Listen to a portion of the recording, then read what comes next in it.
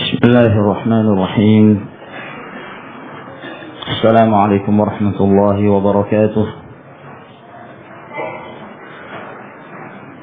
إن الحمد لله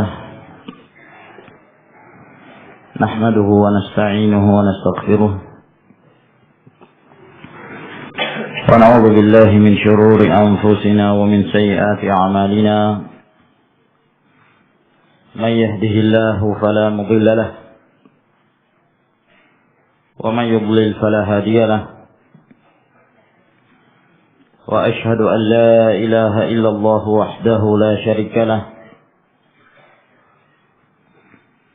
وأشهد أن محمدا عبده ورسوله.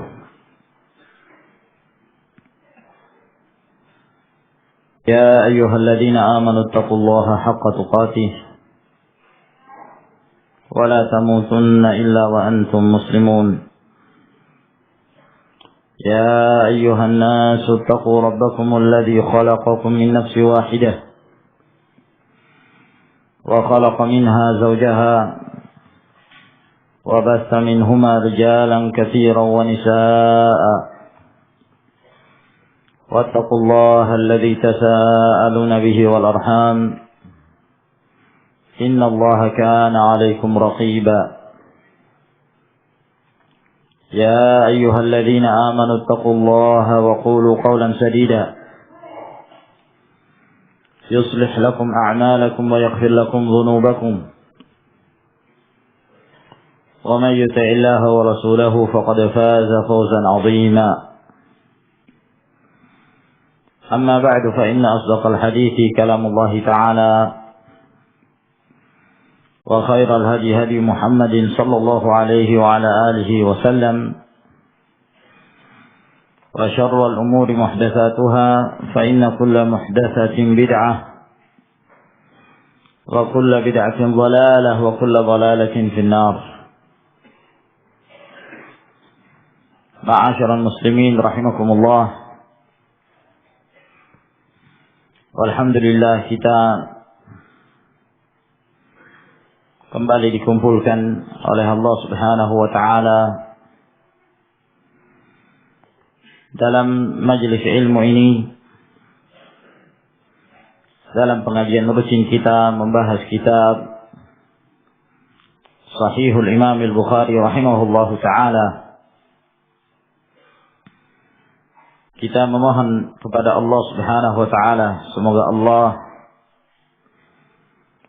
senantiasa mencatat apa yang telah kita amalkan, apa yang telah menjadi usaha kita datang ke majelis ilmu ini sebagai pahala yang berlipat ganda dan sebagai tabungan di akhirat pada saat kita bertemu Allah Subhanahu wa taala. Kita masih dalam pembahasan Kitabul Ilm dari Sahihul Imam Al-Bukhari rahimahullahu taala, di mana kita memasuki bab yang berikutnya. Berkata Al-Imam Abu Abdullah Muhammad bin Ismail bin Ibrahim ibn Al-Mughirah ibn Bardizbah الجعفي مولاهم البخاري رحمه الله تعالى: باب الغضب في الموعظة والتعليم إذا رأى ما يكره. Bab al-ghadab, bab tentang marah. Fil mau'izah, ketika memberikan nasihat, ujangan, wa ta'lim, dan ketika memberikan ilmu dan pelajaran. Idza ra'a ma yakrah, apabila dia melihat sesuatu yang dia tidak suka, sesuatu yang dibenci.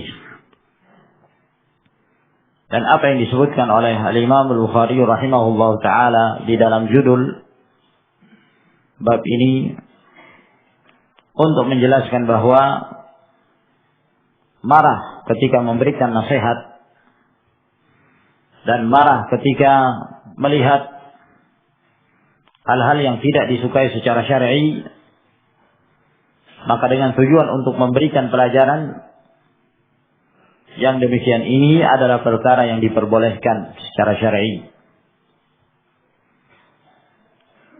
Ini yang dimaksud oleh Al-Imam Al-Bukhari rahimahullahu ta'ala dalam menyampaikan nasihat, dalam memberikan bimbingan, demikian pula dalam hal memberikan ilmu. Apabila ada sesuatu yang perlu untuk disampaikan dan kadang-kadang dibutuhkan al-ghadab, sikap marah, mungkin karena dilanggarnya syariat Allah Subhanahu wa ta'ala atau dikerjakannya perkara-perkara yang diharamkan oleh Allah Jalla wa Ala, maka diperbolehkan untuk marah. Maka dari sini menjelaskan kepada kita bahwa marah tersebut ada marah yang tercela, ada pula marah yang diperbolehkan secara syar'i.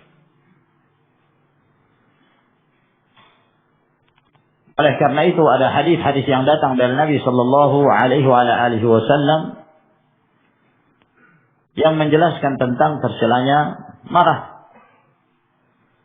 Dalam hadis yang diriwayatkan oleh Imam Al-Bukhari rahimahullahu taala, ketika ada seorang datang kepada Rasulullah sallallahu alaihi wasallam, lalu dia mengatakan, "Ya Rasulullah, ausini." Wahai Rasulullah, berikanlah kepadaku wasiat. Kata Nabi alaihi salatu wassalam, "La taghdab." Janganlah kamu marah. Jangan kamu suka marah. Faraddada miraran qala la taghdab. Lalu kemudian dia berkali-kali meminta wasiat kepada Nabi alaihi salatu wassalam. Rasulullah sallallahu alaihi wasallam tetap memberikan wasiat kepadanya agar jangan kamu suka marah. Sebab marah tersebut, apabila kemarahan seseorang tidak terkendali, maka dapat menimbulkan kerusakan-kerusakan lainnya. Dan dia akan terjatuh dalam perbuatan-perbuatan dosa yang lainnya. Berapa banyak dari mereka yang marah disebabkan karena kemarahan tersebut akhirnya mencelakakan dirinya. Dia bunuh diri. Dan itu adalah merupakan dosa besar yang diharamkan Allah Jalla wa'ala. Di antara mereka ada yang marah. Akhirnya kemarahan tersebut menyebabkan dia lupa diri. Dan ucapan-ucapannya tidak terkontrol. Nah, apa saja yang dia keluarkan. Nama-nama binatang keluar semua dari mulutnya. Allahul musta'an. Kenapa? Karena sudah tidak terkontrol. Sehingga dia tidak menjaga lisannya. Dalam hadis yang diriwayatkan oleh Al-Imam Ahmad rahimahullah dari Anas bin Malik radhiyallahu ta'ala anhu, kata Nabi sallallahu alaihi wa ala alihi wasallam, "La yastaqimu imanu 'abdin hatta yastaqima qalbuhu, wa la yastaqimu qalbuhu hatta yastaqima lisanuhu."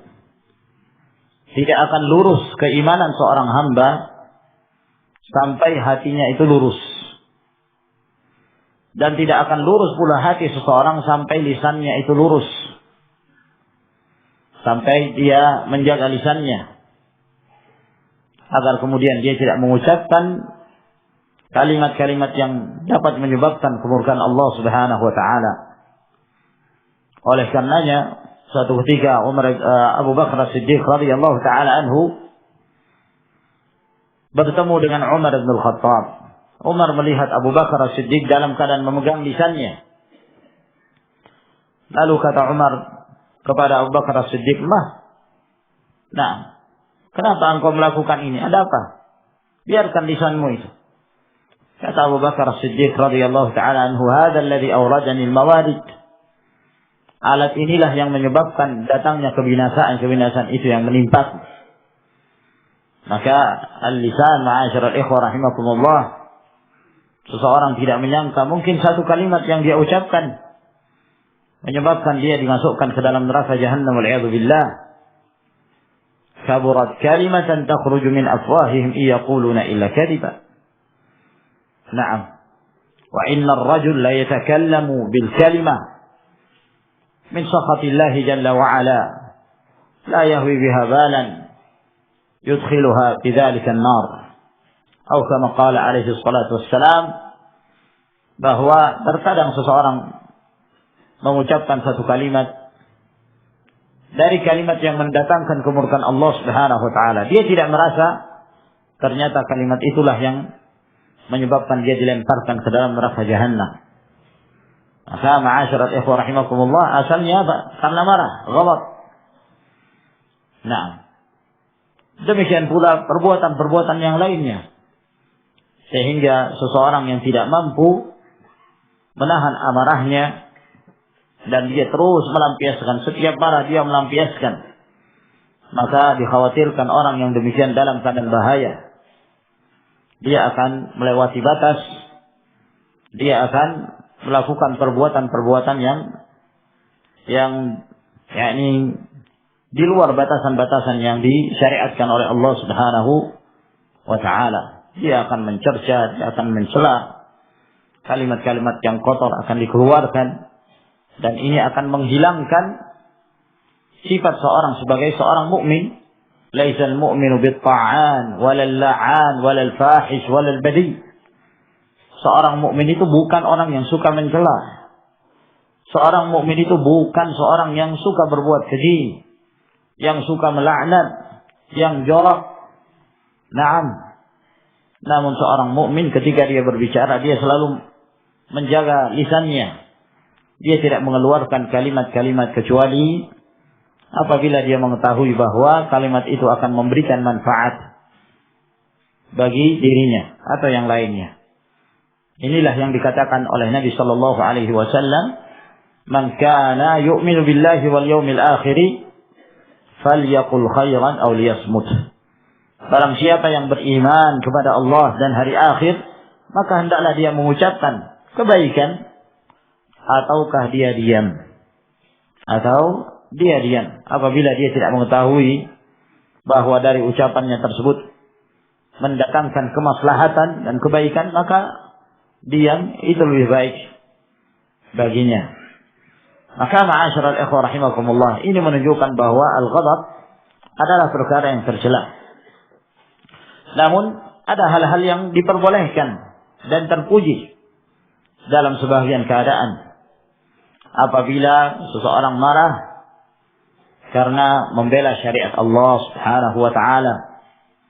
Seseorang marah karena dirusaknya kehormatan Islam. Nah, oleh karena itu disyariatkannya jihad. Dan jihad adalah merupakan bentuk kemarahan secara syar'i tentunya, yang masih dalam kontrol hal-hal yang mendatangkan keridhaan Allah Subhanahu wa ta'ala. Marah kepada musuh-musuh Allah Subhanahu wa ta'ala. Naam. Demikian pula marah ketika kita melihat ada seorang yang melanggar syariat Allah, menyelisihi agama Allah Subhanahu wa ta'ala, lalu kemudian kita marah, dan marah tersebut mendatangkan kemaslahatan, maka yang demikian diperbolehkan. Walhasil ma'asyiral ikhwah rahimakumullah, dalam hal ini tentu harus dilihat, dikembalikan kepada al-masalih wal mafasid, kemaslahatan dan kerusakan. Yani apakah tidak ada kemudaratan kalau seorang itu marah. Demikian pula harus diperhatikan kondisinya, dalam keadaan apa dia ketika marah. Nah, apakah dalam hal memberikan mau'izah, memberikan nasihat, atau pada saat dia berfatwa. Naam. Atau pada saat dia berfatwa. Ini juga para ulama membedakan antara al-hukmu dan al-mau'izatu wa ta'lim. Dalam hal memberikan nasihat dan memberikan ilmu, maka tidak mengapa marah apabila mendatangkan kemaslahatan. Nah, namun dalam hal hukum, Tidak dianjurkan marah. Sebab dikhawatirkan dia akan berbuat zalim dalam hukumnya, dalam menetapkan keputusan. Apabila ada dua orang yang bertikai datang kepadanya, lalu dia menjadi seorang qadhi yang menghukumi antara dua orang yang bertikai. Kalau dia marah, dikhawatirkan dia akan berbuat zalim. Nah, makanya di antara syarat seorang yang hendak menjadi qadhi yang memberikan keputusan di antara pertikaian yang terjadi, hendaklah dia menjaga diri dari amarah. Kalau dia telah marah kepada salah satu dari dua belah pihak, dikhawatirkan dia akan berbuat jur, berbuat hais, yakni berbuat kezaliman. Nah, namun dalam hal menasihati, apabila ada kemaslahatan, nah, di sini juga harus diperhatikan dengan siapa kita berhadapan.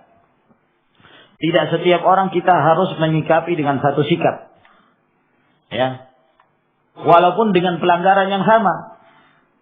Walaupun dengan pelanggaran yang sama. Kadang-kadang ada seorang melakukan pelanggaran yang kita jangan marah kepadanya.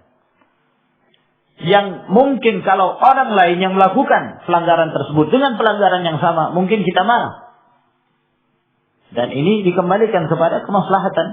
Nah, oleh karena itu Rasulullah Shallallahu Alaihi Wasallam memperhatikan kondisi mereka-mereka yang melakukan pelanggaran itu. Kalau ada orang Badui, orang Arabi, ya, orang Badui yang datang dari pedalaman kampung yang jauh, ya, ini sikap keras mereka, watak yang keras, itu biasa dari kalangan Arab, kasar, kaku, kurangnya ilmu, yang menyebabkan mereka kadang-kadang melakukan tindakan-tindakan yang aneh tersebut. Satu ketika salah seorang Arabi dalam kisah yang masyhur masuk ke masjid Nabi Sallallahu Alaihi Wasallam. Lalu kemudian dia berdoa, Allahumma arhamni wa Muhammadan wa la tarhamna ma'ana ahadan. Ya Allah, rahmatilah aku dan Muhammad. Yang lain jangan kamu rahmati ya Allah. Yang lain jangan kamu rahmati. Ya subhanallah, ingin menutup pintu rahmat Allah yang sangat luas, yang lain tidak mau didoakan. Nah, tapi Rasulullah Sallallahu Alaihi Wasallam tidak marah kepadanya, jahil. Nah, setelah itu dia melakukan perbuatan kesalahan yang berikutnya. Dia datang ke salah satu sudut masjid Nabi Sallallahu Alaihi Wasallam lalu kencing di situ. Para sahabat marah melihat perbuatan Arabi ini, dan mereka hendak mendatangi Arabi tersebut dan melarangnya. Kata Nabi Sallallahu Alaihi Wasallam, "Da'uh, biarkan dia." Ya, subhanallah. Lalu kemudian Rasulullah Sallallahu Alaihi Wasallam singkat dari hadis itu memberikan nasihat-nasihat yang baik. Nah, dan beliau tidak marah kepada Arabi tersebut. Muawiyah bin Al-Hakam As-Sulami dalam kisah yang masyhur pula pada saat kejadian di dalam salat. Dalam riwayat Al-Imam Muslim, Muawiyah bin Al-Hakam baru mengenal Islam. Naam, tidak mengetahui sekian banyak hukum yang telah diketahui oleh para sahabat yang mereka lebih lama bersama Rasulullah Sallallahu Alaihi Wasallam.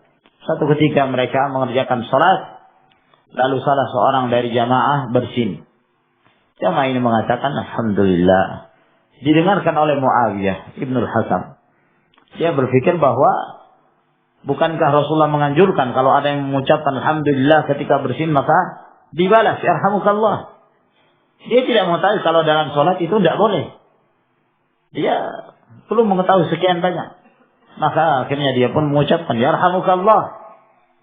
Nah, ternyata perbuatannya itu mengundang reaksi para sahabat. Nah, para sahabat ada yang meliriknya.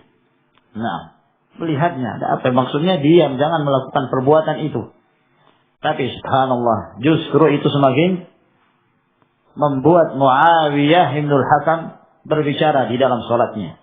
Dia mengatakan, wa saqla ummaya ma lakum tadhuruna ilayya. Ada apa kalian? Apain kalian melihat-lihat ana ini dalam salat? Naam. Ada apa kalian ini? Naam.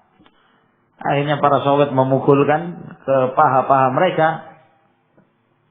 Naam, maka pahamlah Muawiyah bahwa dia diperintahkan untuk diam. Nah, setelah selesai sholat, kata Muawiyah radhiyallahu ta'ala anhu, demi Allah, aku belum pernah mendapatkan seorang pendidik, seorang pengajar yang lebih baik dari Rasulullah sallallahu alaihi wasallam.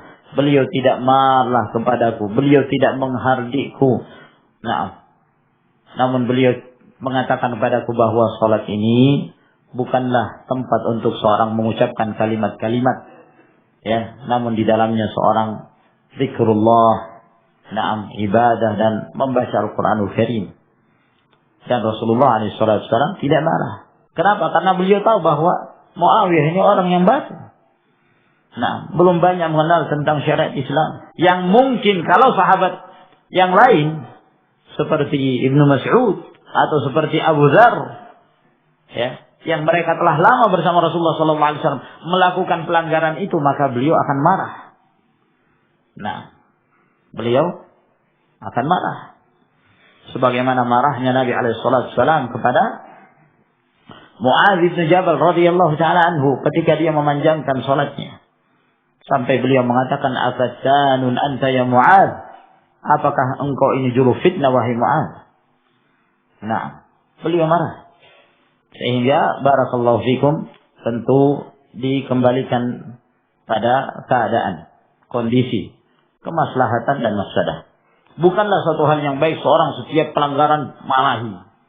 Setiap pelanggar marah. Akhirnya jadi tabiatnya itu marah terus.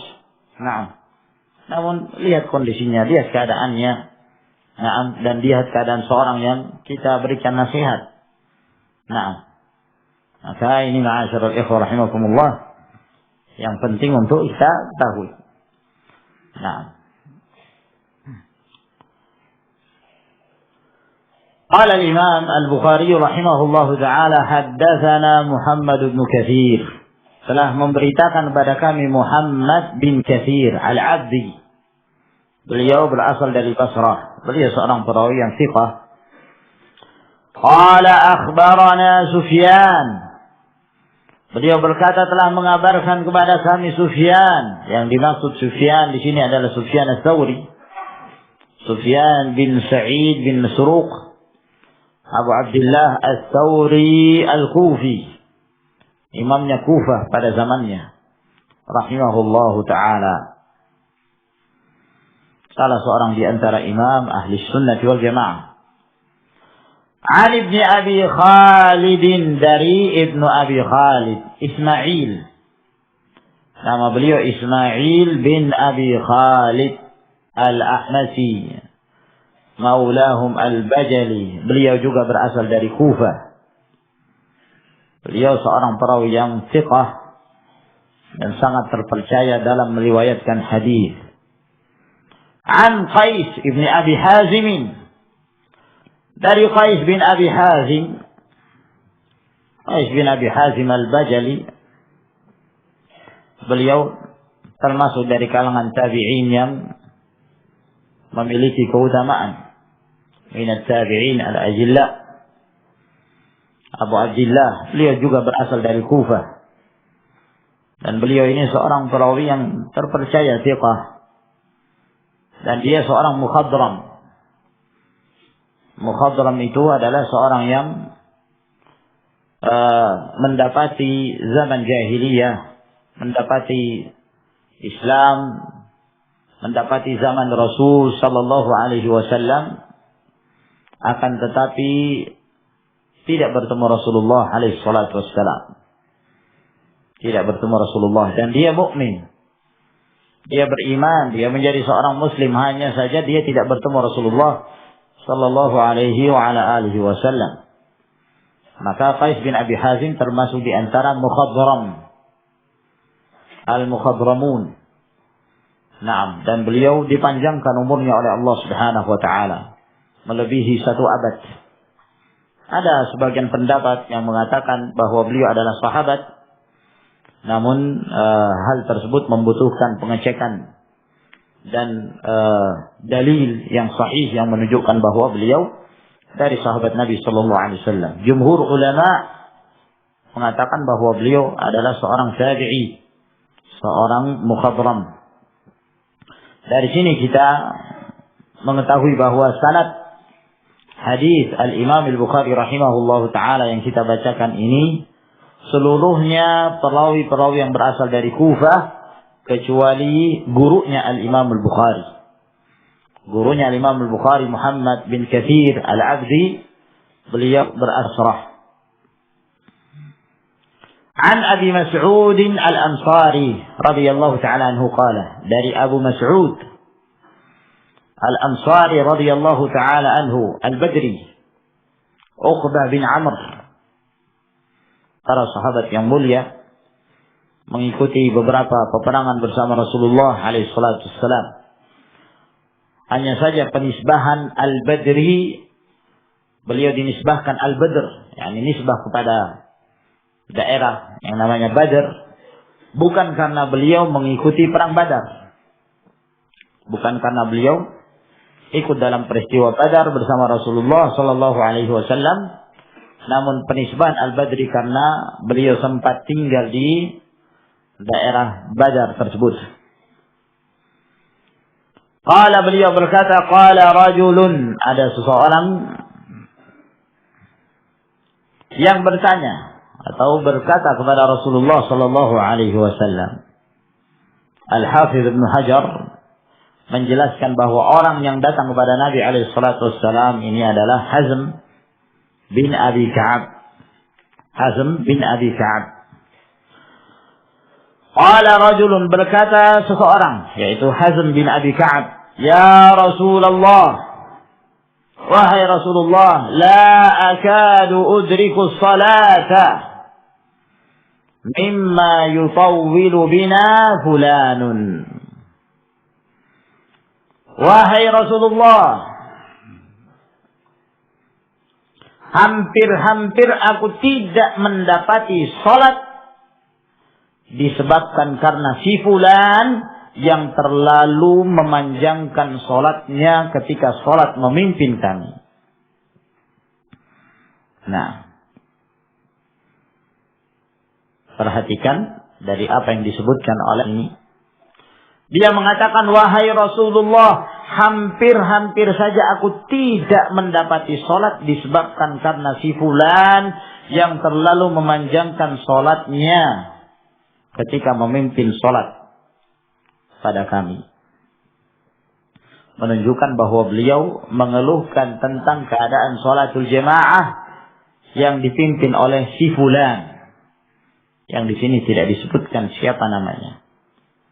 Nah, namun dari ucapan Hazm ini kepada Rasulullah sallallahu alaihi wasallam ada yang mushkil, ada yang aneh.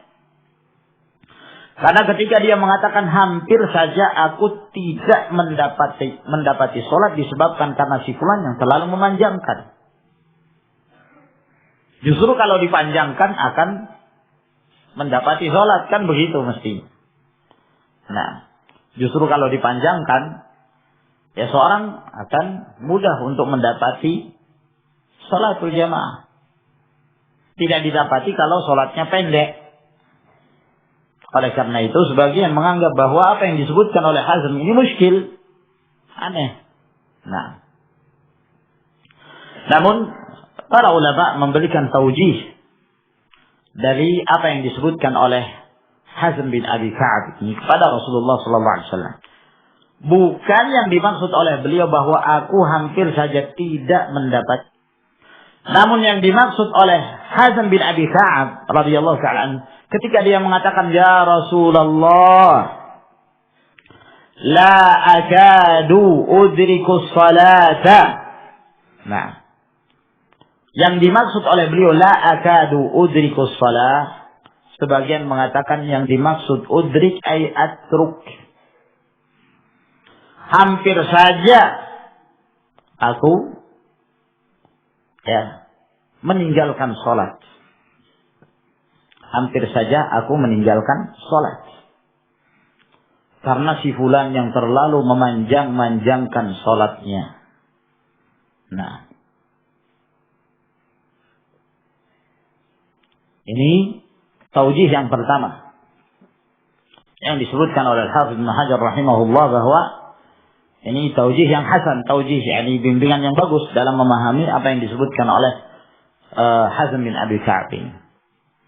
Dan yang semakna pula atau mirip seperti yang disebutkan oleh sebagian para ulama bahwa Hazm bin Abi Ka'ab mengatakan, ya Rasulullah, la akadu udrikus shalah, ya, bahwa hampir aku tidak pernah mendapati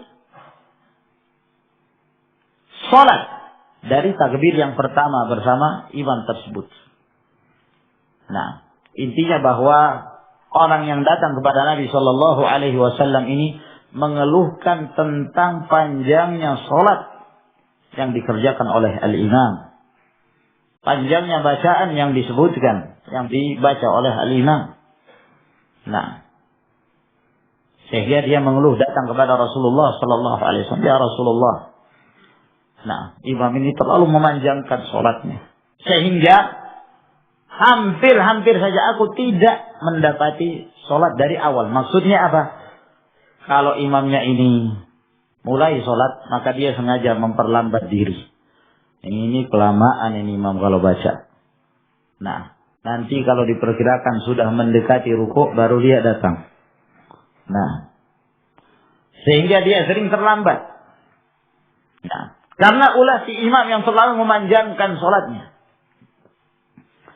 Nah, dan dia tidak kuat melakukan hal itu. Maka kata Abu Mas'ud Al-Ansari radhiyallahu ta'ala anhu yang meriwayatkan hadis ini, setelah orang ini mengeluhkan hal itu kepada Rasulullah sallallahu alaihi wasallam, kata Abu Mas'ud, "Fama ra'aitu an-nabiy sallallahu alaihi wa ala alihi wasallam fi mau'izatin ashadda ghadaban min yawma idin." Aku tidak pernah melihat Nabi sallallahu alaihi wasallam di dalam satu nasihat yang lebih marah beliau dari nasihatnya pada saat itu. Nah, faqala, kemudian Rasulullah sallallahu alaihi wasallam mengatakan, "Ayyuhan nas, innakum munaffirun." Wahai sekalian manusia, sesungguhnya kalian ini membuat orang-orang itu lari dari agama Allah. Faman shalla bin nasi falyukhaffif.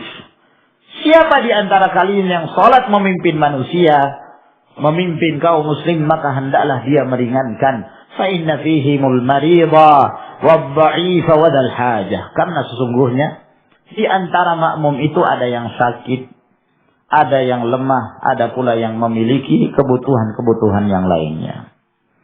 Demikian hadis yang disebutkan oleh Al-Imam Al-Bukhari rahimahullahu ta'ala ini.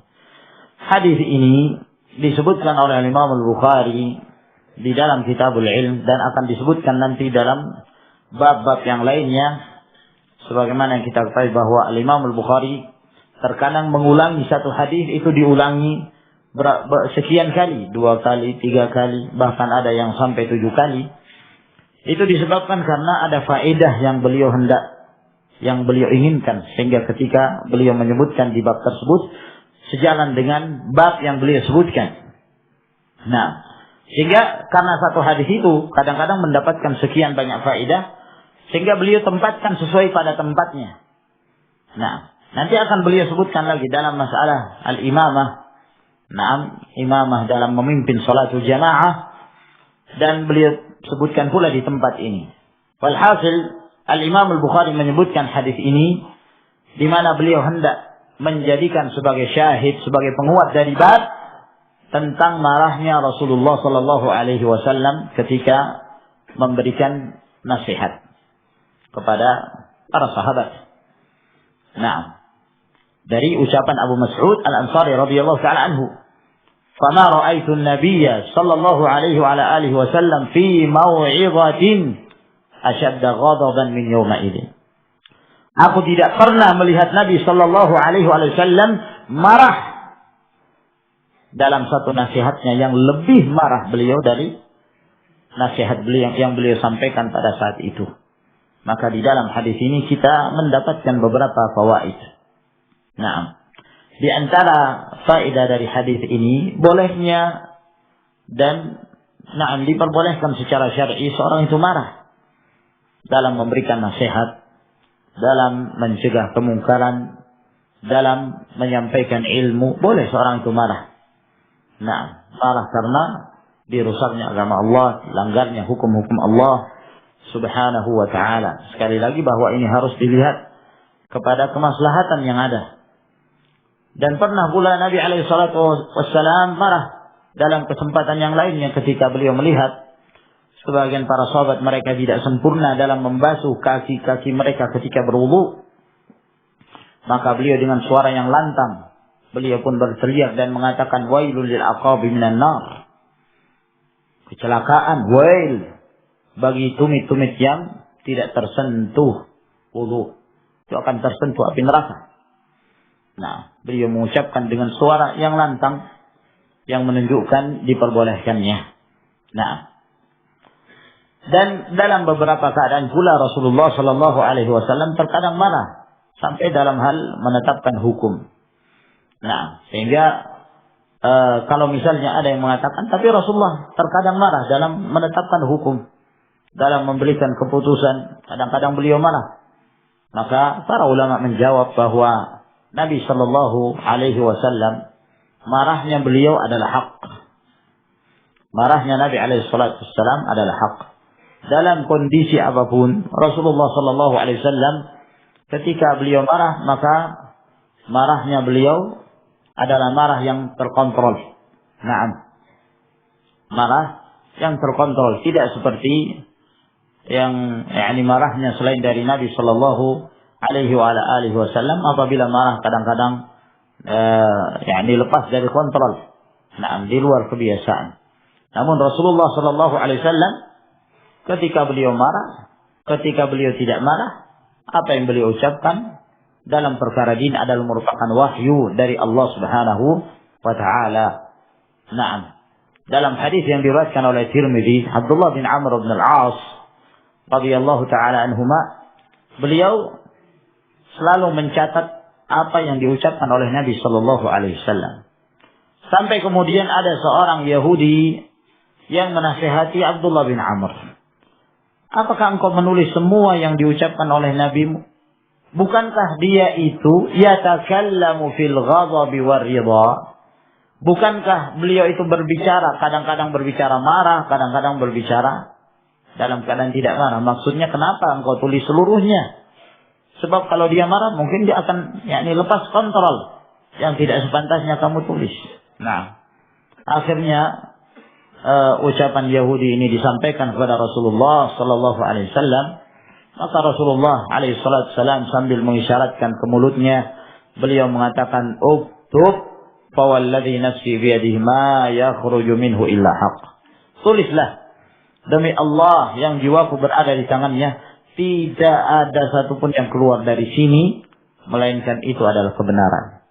Maksudnya bahwa Rasulullah sallallahu alaihi wasallam yatakallam fi halatil ghadab wa yatakallam bil wahyi wa fi ridha yatakallam bil wahyi. Rasulullah berbicara dengan wahyu baik pada saat beliau marah maupun pada saat beliau tidak marah. Dan di dalam hadis ini juga kita mendapatkan faedah wajibnya meringankan salatul jamaah. Nah, meringankan salatul jamaah. Melihat kondisi makmum, bagaimana keadaan mereka. Nah, dan Rasulullah sallallahu alaihi wasallam selalu mengingatkan para sahabatnya dalam hal ini. Fa ayyukum amman nasa falyujiz. Siapa di antara kalian yang menjadi imam, yang memimpin kaum muslimin dalam salatul jamaah, maka hendaklah dia persingkat. Nah, persingkat yang dimaksud di sini jangan terlalu panjang dalam membaca qiraah dan dalam melakukan gerakan-gerakan salat. Bukan yang dimaksud persingkat yakni meringkas Al-Qur'anul Karim, meringkas bacaan, la.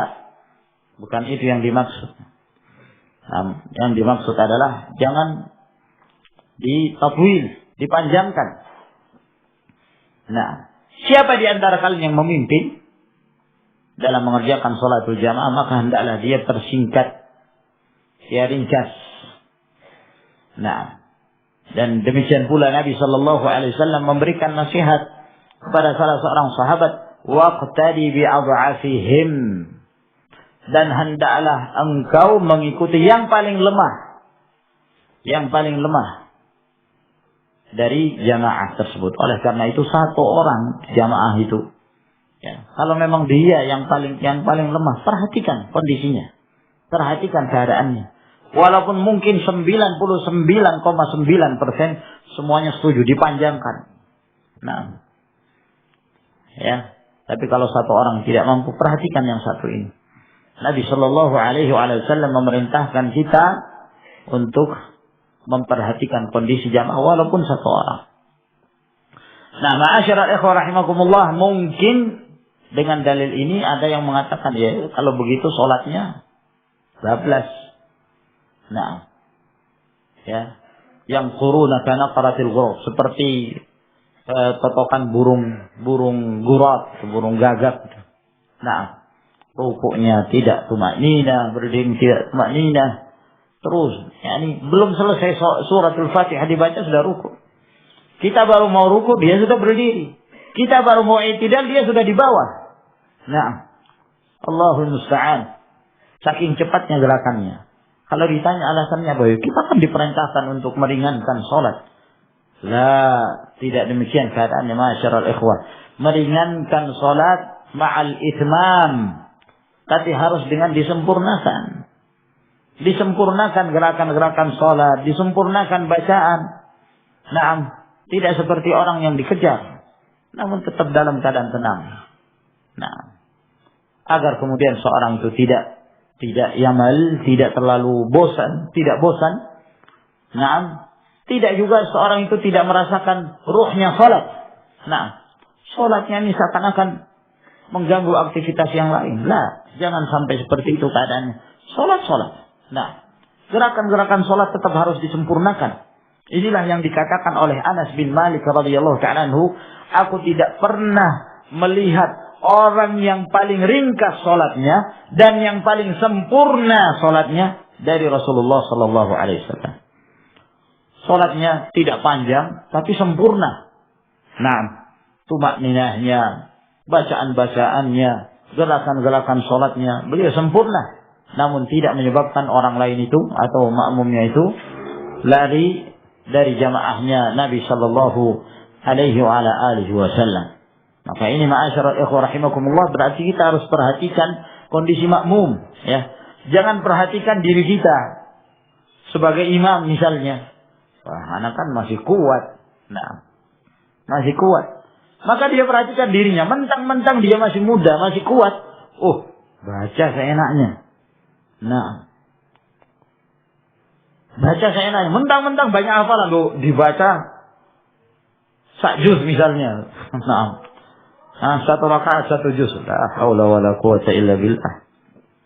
Sementara yang di belakang mungkin ada yang sakit, mungkin ada yang punya hajah, mungkin ada yang lemah.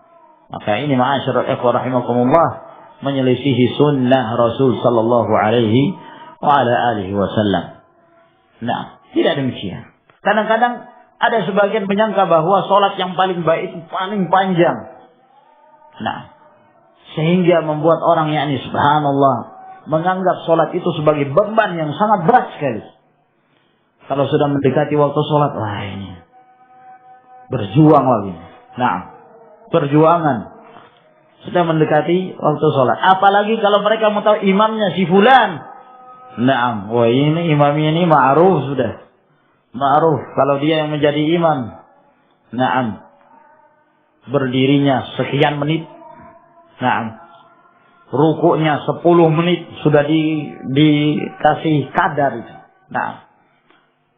Nah, sehingga di antara mereka ada yang sholat sujudnya nggak bangun-bangun. Nah, kenapa? Sebelum sholat capek kerja. Begitu sholat sudah kecapean, nggak bisa apa-apa lagi. Allahul musta'an. Hal yang seperti ini yang Rasulullah sallallahu alaihi wasallam marah kepada mereka. Itu bukan satu keutamaan. Nah, ada sebagian subhanallah mereka berbangga-bangga. Anak pernah pergi ke pesantren fulan, masya Allah sholatnya lama sekali. Berbangga dengan itu. Nah, berbangga lama betul sholatnya, masya Allah. Fasih sekali masya Allah. Nah, itu berbangga dengan hal yang seperti itu. Lalu mau dibawa ke tempat yang lain. Nah, ke tempat yang di belakangnya itu orang-orang awam, bukan orang-orang pondok. Sholatnya lama, akhirnya marah orang, yakni masyarakatnya. Allah musta'an. Maka yang seperti ini masyarakat ikhwah bukan dari hikmah, ya, bukan dari hikmah. Dan dari hadis ini juga menunjukkan bahwa Rasulullah Sallallahu Alaihi Wasallam marah kepada orang-orang yang suka memberat-beratkan umatnya. Nah, sampai kata Nabi Alaihi Wasallam, innakum munafirun. Sesungguhnya kalian ini ada yang membuat manusia itu lari dari agama. Kenapa? Karena sikap yang keras. Nah, hadis ini adalah merupakan salah satu contoh saja. Rasulullah Shallallahu Alaihi Wasallam marah kepada salah seorang sahabat ketika dia memanjangkan sholatnya sehingga menyebabkan di antara jamaah itu ada yang lari, ada yang tidak mau ikut berjamaah. Rasulullah sangat marah. Ini dalam permasalahan sholat. Nah, di antara mereka subhanallah ada yang tidak memiliki hikmah dalam berdakwah, asal pukul rata. Nah, ya, setiap orang yang melakukan bid'ah, oh anda ahlul bid'ah, mubtadi', wal. Nah, sedikit-dikit ahlul bid'ah, sedikit-dikit ahlul bid'ah, tidak memperhatikan qawaid, bawabit. Nah, ma'asyiral ikhwah rahimakumullah. Maka hal-hal yang seperti ini harus kita pelihara.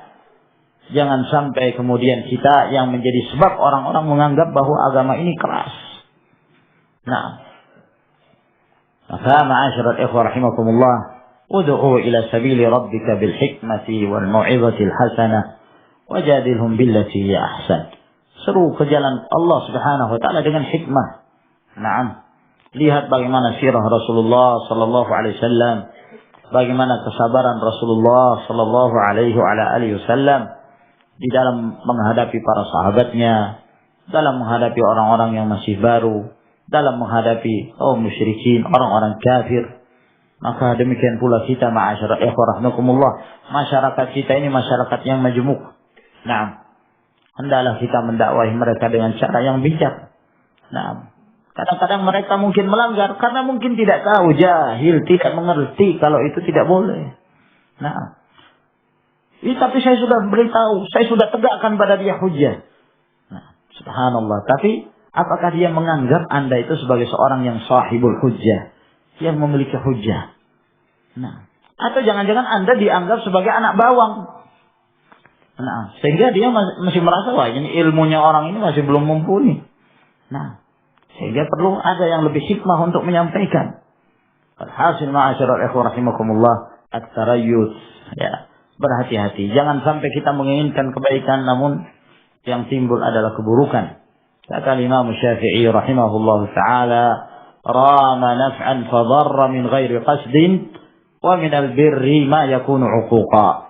Seorang ingin mendapatkan manfaat lalu memudaratkan tanpa dia sengaja. Di antara perbuatan kebaikan itu ada yang mendatangkan keburukan.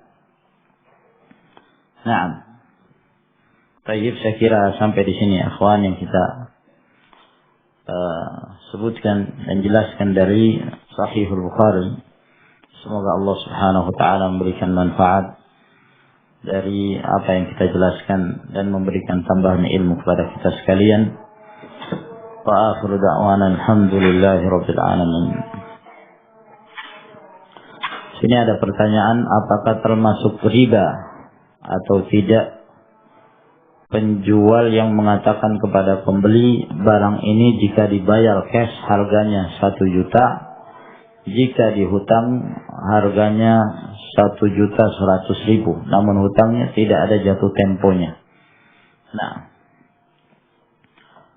apabila transaksi demikian itu hanya terjadi dari kedua belah pihak, penjual dan pembeli, tidak ada pihak yang ketiga, maka tidak mengapa. Nah, dan ini tidak termasuk ke dalam transaksi yang diharamkan atau yang diistilahkan dengan bai'ataini fi bai'ah, sebagaimana yang dikuatkan oleh jumhur dari kalangan para ulama. Nah, Jadi apabila misalnya seorang punya barang, dia ingin menjual, lalu dia mengatakan, kalau Anda hendak membeli cash, maka saya jual 1 juta. Kalau Anda hendak membeli kredit, maka saya menjualnya 1,5 juta. 1.500.000. Maka boleh. Diperbolehkan yang demikian. Alal qauli sahih. Dan itu adalah pendapat jumhur dari kalangan para ulama. Tidak ada dalil yang mengharamkan hal tersebut.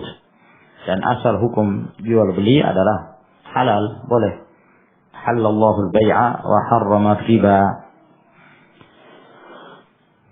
Ustaz, bagaimana hukumnya seorang wanita yang suaminya meninggal? Apakah selama masa iddah wanita tersebut tidak boleh keluar dari rumahnya? Asalnya tidak boleh keluar kecuali apabila ada hajah. Apabila ada hajah, ada kebutuhan yang menyebabkan dia mesti keluar, maka tidak mengapa keluar. Nah, yang jelas dengan syarat jangan dia melakukan sesuatu yang mengundang, yakni melakukan sesuatu yang mengundang seorang itu ingin mendatanginya. Nah, ini yang disebutkan oleh para ulama tentang masalah al-ihdad. Dia tidak boleh bercelak, tidak boleh berhias. Nah, dia tidak boleh berhias. Intinya tidak boleh melakukan hal-hal yang dapat mengundang, yakni keinginan seseorang untuk mendatanginya. Nah, apa yang dimaksud dengan pakaian kemasyhuran? Tolong jelaskan.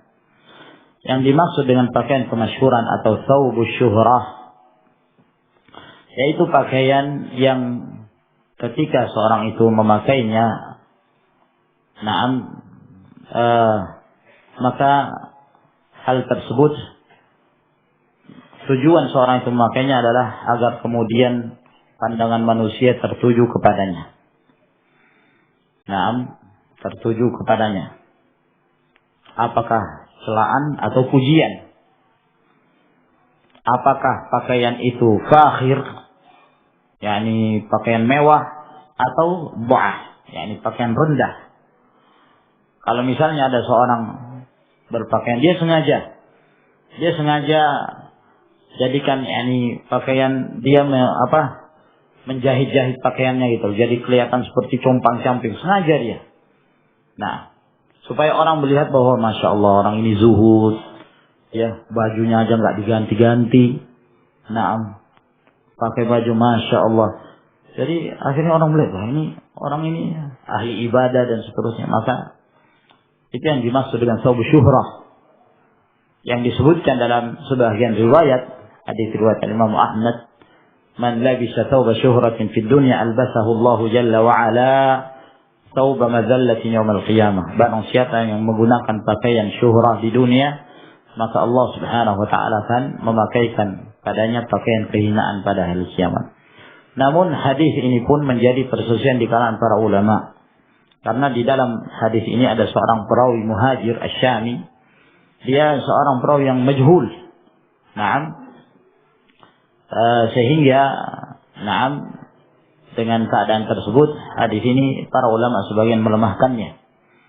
Para ulama melemahkan riwayat tersebut. Alhasil telah datang dari ucapan para ulama ussalaf, di mana mereka mencela adanya thawbus syuhrah. Jadi thawbus syuhrah tersebut yang perlu dilihat dari jenis pakaiannya, juga demikian pula dilihat dari niat seseorang. Ya, kenapa dia memakai pakaian tersebut? Nah, kalau memang tujuannya agar kemudian orang memperhatikan dia, melihat dia, ya, menganggap bahwa dia aneh sendiri, maka ini berarti dia telah termasuk ke dalam seorang memakai thawbus syuhrah. Namun kalau dia memakai pakaian, yang karena dia ingin menampakkan dirinya sebagai seorang muslim, dia tidak ingin memakai pakaian yang yakni setiap ada model baru kemudian dipakai, setiap ada model baru dari barat kemudian dipakai, sehingga tidak menampakkan identitas dia sebagai seorang muslim.